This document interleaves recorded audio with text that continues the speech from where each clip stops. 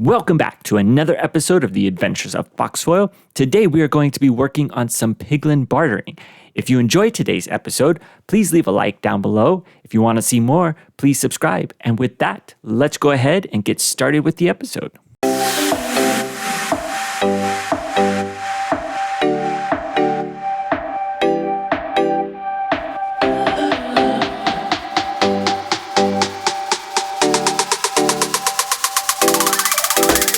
We are back after a little bit of a break, ready to go for another project in today's episode, and I've got something really big planned as we have been working on the last few episodes and getting a gold farm set up, and now it's time to get a piglin bartering area ready to go so that we can trade gold with them.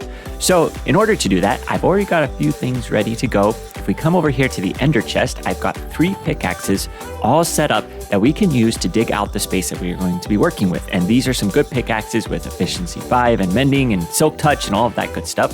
So let's put those back in here because we're going to use those later. We also have some resources ready to go that we'll be able to use for the building that we're going to do today. So if we head over here, over to our bronze area or copper area, we've got the deep slate ready to go over on this side. We've got some stone and we have some andesite, which is actually over on this side here. So if we go over and check out the andesite, I'm not sure that that's going to be enough. It should get us started, but we might need to get some more later on. But that's everything that we have in here that's ready to go. I've also been working on getting some copper ready as well, as we're going to be using some copper as we've used copper in the nether hub. And oh, it's night. All right, let's go ahead and get some sleep, and then that way we'll be ready to go out and get some copper once we wake up. Whoa. Oh man, that was awful. I don't know what that dream was. All right. We were going to get some copper. Let's go do that right now. And here we go. I've got this copper all laid out in a field so that it can... Wait, all right, that's not good. I'm trying to work over here, dude.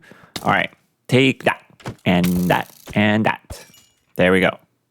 Now we can talk. All right, so I need to collect this copper so that it's all ready to go and we can use it during our build. And then once that's collected up, we can get the last resource that we will need for the build. And the last thing that we need to get are some nether bricks. So in here, I have smelting up some netherrack, and we've got a few there. And then you can see it's already been smelting up some here as well. And then we've got the same thing over on this side too. So we just need to let those finish up so that we can get the nether bricks ready to go. And then we will be all set to start our project and get it built up in the nether. I also probably need to take these down, but that can be done later. All right. Let's get over to the nether where we can plan out our project. And here we are in the nether, right outside the nether hub. And what we are going to do is we are going to extend it out from this wall and go that direction. So we got to dig out all of this space around it. And as you can see, if you stand right here and we get the coordinates, we'll be able to tell exactly where we need to go. So this is where we are. And if we head over here and we can go over to where the portal is set up for our gold farm, you can see where the end of the tunnel is going to be at. If we make our way down to where the portal is for the gold farm, we'll be able to check the coordinates and see exactly where the tunnel is going to come out at. So I think if we drop down right here and go to the center block, get everything lined up, and then we can open up the coordinates and see exactly where we are. So the 90 on the z-axis is in line with the nether hub, and the tunnel is going to come out probably in this spot right here, and then it will just extend across the ceiling to be above where this portal is currently. So we just need to do some digging in order to get that all set up, and then we'll be able to move this portal up and get everything ready and aligned. So let me go ahead and go back to the nether hub and get the digging started. I'm back here in the nether hub, and if we go out here, you can see how much I've dug out to make room for the tunnel, and it's a pretty good amount of space. I was able to get it done pretty quickly. And then if we go down here, I'll show you where the portal is going to eventually be, which is this space right here where the netherrack is, as just a placeholder. And then what we can do is go over here and I'll show you exactly where the old portal is down there. So this is a little higher than what I thought, but we're just going to move that up, place it right there, and then we should be all set to go. So now it's time to get some building going. Let's get that started right now.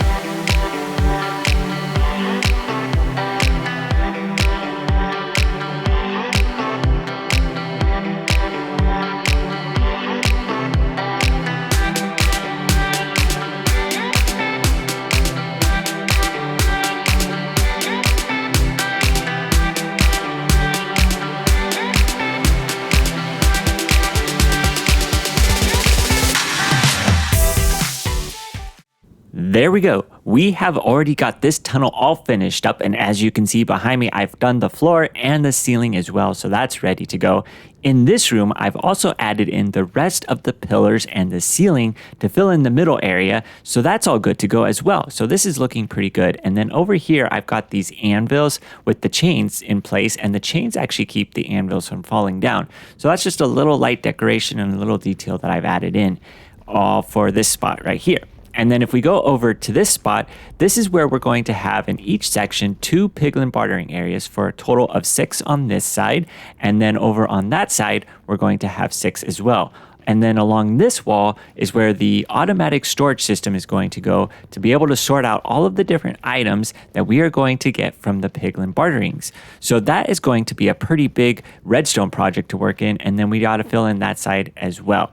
But that's what we're working with. So let's go ahead and get started with this next section, which is to get the floor into place here as well. So that way we don't have to worry about anything spawning in.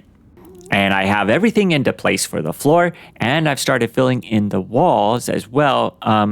Well, don't look down there. Okay, but this side is done with each of the walls filled in, and also the space for the storage to go.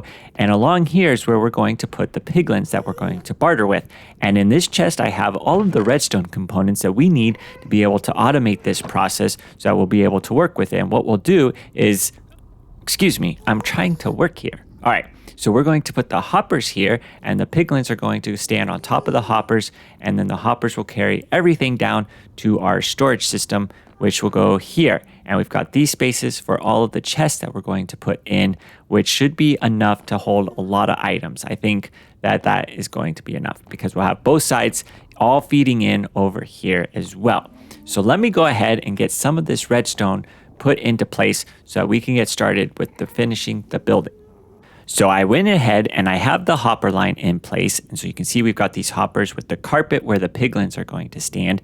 And then the hoppers run all the way down here where they're going to lead into this drop elevator, which will take all of the items from this level and raise it up so that we'll be able to put it all the way up here and have it run into where the storage system is going to go. So you can see where the hoppers come out here.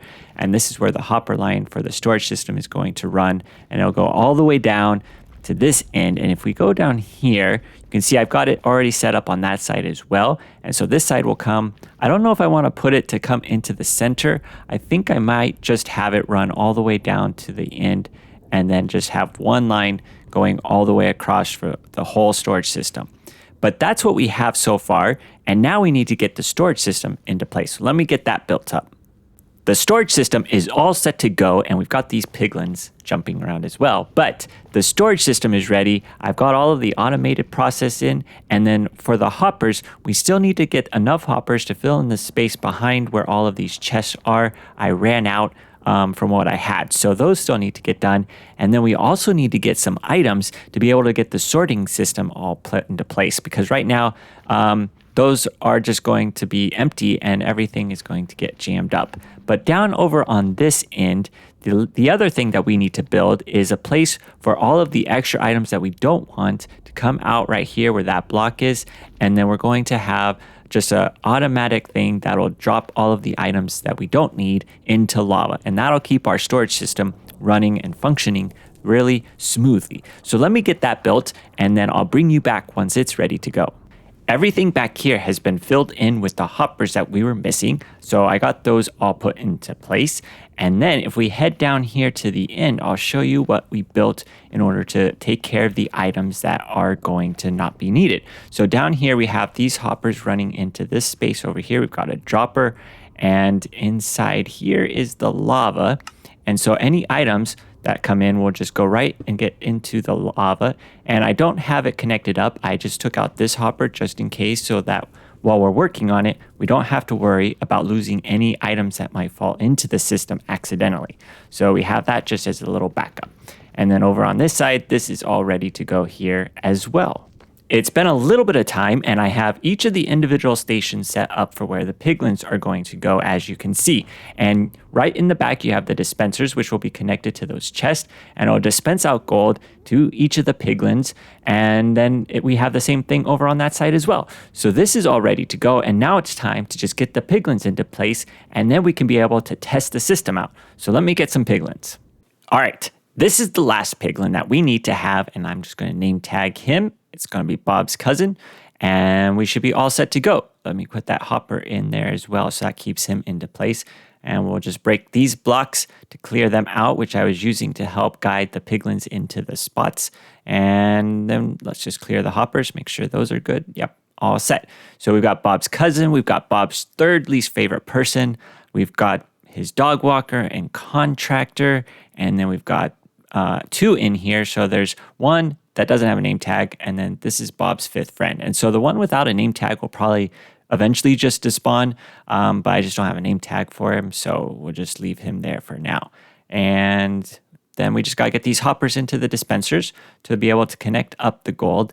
And then the last thing that we need to do is to get some chests to make it a double chest over here. So let me just put these into place, and then we should be all set to go once this is done to test out the system. And that'll be it. So let's just get the last 2 chests in. There we go. All right, now we just need to go get some gold and we can test the system. Everything is in place. I've got all the gold loaded in. As you can see here, we've got some, and it's just going into the dispenser right now. And I think if we flip the levers, we'll be able to see whether it will work or not. So let's go ahead and start it over here with these guys. So we're going to switch this on, and you should see the gold pop out in just a second. Let's see. Yep, there it goes. So you can see they've got the gold. They're looking at it, and in just a moment, they'll drop their items. Yep, there we are. The items have dropped down, and it should be going into the system and into the hoppers. Now we have these all working out really well. Just enough time in the timer for it to come out and dispense just like that. So there we are. That's pretty good.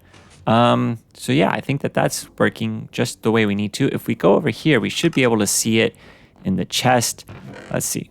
No, we just have netherrack coming in. All right, let me go into the back and check and see why it's not coming out into this chest here. So the first thing that we want to check is whether the drop evader is working, and yes, that seems to be working okay. We have a lot of items in this chest, which tells me that this is probably not going to be fast enough to keep up with the bartering items as they come in. I mean, this was just a short amount of time, and we already have a backlog. I mean, just look at how much stuff is coming in here all at once. And I don't know why the gravel isn't going into the same spot. That's odd. Well, okay, but we know that this is working, so now we need to check the storage system. All right, so if we come back over here, this first chest is not getting any items. Let's see. Okay. So the items are skipping the first row, but at least we know that it's working. So they are coming into the storage system. We don't have the filters in place because we don't have enough items for the filters. So what I'm going to do is I'm going to run the system for about 5 minutes and see, actually probably about 15 minutes, and see what we can get in 15 minutes. So I'm going to do that, and then I'll bring you back once we're done. We're back here, and I'm going to show you what's happening here with the drop evader. So with this chest, everything's coming in, and as you can see, it's not doing very well. I mean, in only 15 minutes, we have an almost full double chest full of items, and it's just not working out to get enough speed to get that emptied out. And if we were to leave this running for an hour, the whole system could be backed up. Then if we come over here to this chest, you can see what's coming in is all of the items that we've got so far. So we've got a ton of blackstone, a lot of spectral arrows, a lot of that stuff. And so that's good. I mean, we're getting a lot of items from these guys, which is helpful. I just don't think that the system that we have is fast enough to keep up with it. So that's a little bit of a concern. So I'm going to turn these off here for now. And then I think what I'll have to do is in between episodes work on finding a faster way to get the items into the storage system, because right now that drop evader is just not working out very well. But that's going to do it for today's episode. Before the next episode, I will have everything worked out so that this system will be up and running at full capacity, and we are going to get a ton of items from it, which are going to be really good. I mean, just getting the blackstone will be a huge help in having a resource that we can use for different building projects. But that's it for today. Thank you so much for joining me. It's been great having you here, and until the next episode, see you later.